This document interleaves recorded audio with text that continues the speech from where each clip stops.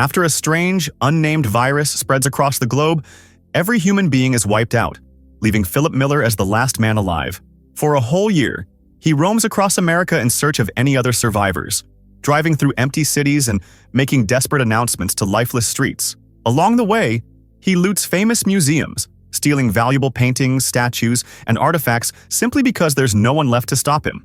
After failing to find anyone, he decides to return to his hometown of Tucson. On the way, he spray paints "Alive in Tucson" on billboards across the city, hoping that, by some miracle, another person might see it. Back in Tucson, Philip abandons his shabby little apartment and relocates to a huge, luxurious house inside an upscale gated community. He picks the biggest, grandest house available and claims it as his new home. He decorates this mansion with priceless treasures he's collected: dinosaur skulls, mats from the White House, Academy Awards, and famous works of art worth billions. The place becomes a strange, personal museum of chaos. Every night before going to sleep, Philip has a habit of apologizing to God for constantly pleasuring himself and prays to see the face of a woman one last time before he dies. With no society left to judge him, Philip throws out every social rule he ever knew. He walks into grocery stores in his underwear, breaking the doors open with a gun, casually smashing piles of canned goods, and taking home stacks of adult films. He spends hours doing ridiculous things he once only fantasized about: playing racquetball by himself, using lamps and aquariums as makeshift bowling pins, and smashing cars together just for the rush. These reckless acts give him brief moments of adrenaline, but do little to erase the crushing loneliness. After about a month, the emptiness begins to chip away at his sanity. When his birthday arrives, it painfully reminds him of everything he's lost: his family, his friends, and the simple joys of everyday life. His once grand mansion turns into a filthy junkyard, stacked high with cans and plastic bottles because, in his mind, cleaning now feels pointless. He stops showering, lives like a wild animal, and without running water, uses a hole in the diving board as a toilet. At the same time, he fills a kiddie pool with margaritas, where he bathes while drinking from it, a situation just begging for disaster. Desperate for company, he heads to a bar, draws faces on balls, gives them names, and talks to them like old friends. One evening, he takes a ball named Gary to a clothing store, where he flirts with a mannequin. When her arm breaks, something inside him shatters too. Overwhelmed, Philip finally climbs a nearby hill, ready to give up on life entirely. Philip says an emotional goodbye to his volleyball buddies, promising to always remember them. Ready to end it all, he jumps into his car and speeds toward a hill to crash. But just as he's about to, he spots smoke in the distance. Slamming the brakes, he follows the trail and stumbles upon a trailer. What really catches his eye, though, is a bra hanging out to dry.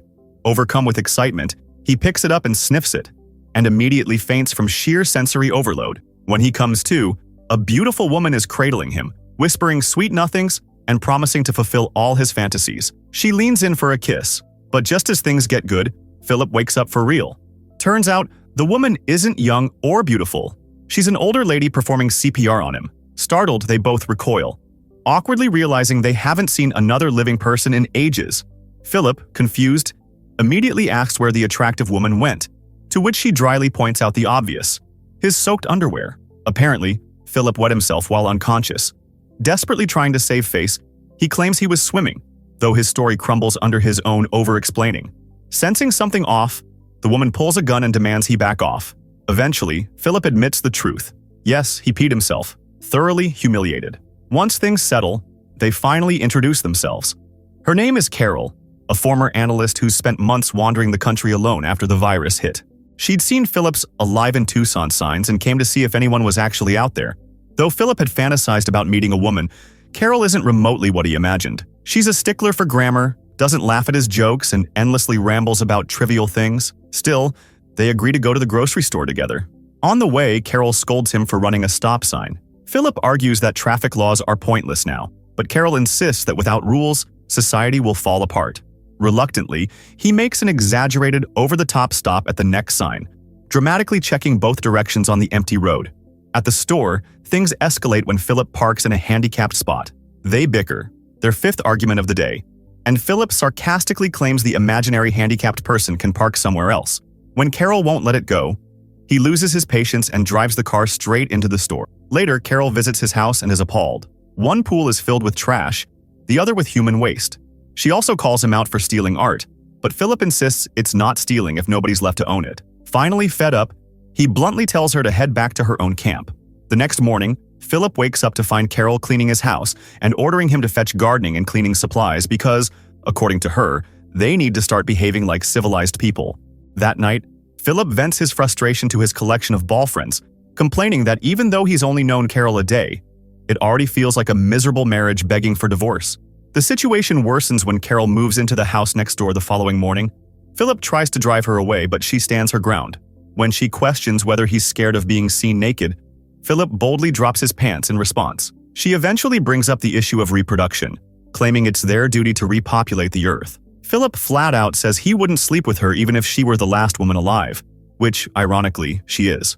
Later, while Philip is using his outdoor toilet, Carol approaches him with a plan to get running water into their homes so they can grow tomatoes and other crops. He refuses, and she tries to tempt him with fresh tomatoes, a foolish move for a man who proudly defecates off a diving board. That night, however, hunger wins. Philip sneaks into Carol's garden and devours all her vegetables. The next morning, she finds him covered in tomato remains, though he stubbornly denies stealing them. He notices Carol has injured her leg while trying to haul water from a manhole. Days later, her spirit breaks. Philip finds her setting up an outdoor toilet in a fountain, mimicking his swimming pool toilet. She admits that maybe they aren't chosen to save humanity, but are actually the forgotten leftovers of a failed world. Seeing her lose hope deeply affects Philip, who is used to her relentless optimism. Feeling guilty, he taps into the city's water supply and finally rigs a way to water her garden. Carol, touched by his effort, invites him to dinner that evening. Over an organic meal, the subject of sex arises again. Philip now says he's ready, but Carol refuses, insisting she won't sleep with anyone before marriage. Philip laughs it off, thinking she's joking, but soon realizes she's dead serious. Though he finds the idea ridiculous, he proposes just to make her happy. The next day, they stand in a church exchanging vows. Philip internally mocks the ceremony but plays along. As they exit, they're greeted by a large crowd of guests, and Philip instantly realizes he's made a terrible mistake. In a panic, he screams, and then snaps awake in bed, relieved it was all a nightmare. He even double-checks out the window to confirm that, thankfully, the world remains empty. A while later, Carol drops by Philip's house with food and yet another bizarre idea. They should hold a presidential election. Yes, with exactly 2 people left on Earth. It's pointless, but Philip plays along, naturally voting for himself. He wins by a landslide, 1 vote to 0. President Philip it is. They celebrate this glorious political milestone with a meal of spaghetti and raisin balls, Carol's questionable meatball alternative. Then comes the big day, their wedding. Carol busies herself with decorations and cake, while Philip is given the simple task of fetching wedding rings. But instead of doing that, Philip throws an epic bachelorette party for his ball buddies in a parking lot, setting random junk on fire like a true post-apocalyptic rock star. He even bids a teary farewell to his mannequin girlfriend, telling her she'll always be the love of his life. As the sun sets, he stumbles to the church where Carol has everything ready, including a pre-recorded officiant for the ceremony. They speed through their vows, but when it's time to exchange rings, surprise, surprise, Philip forgot them. Carol realizes she's the only one putting in any real effort and calls the whole thing off. Later, Philip knocks on her door to apologize, but Carol ignores him.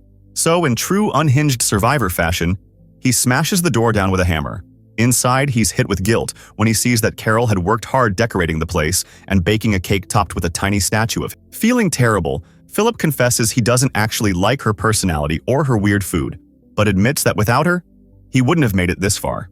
To make amends, he takes her to a jewelry store and lets her pick every ring she wants.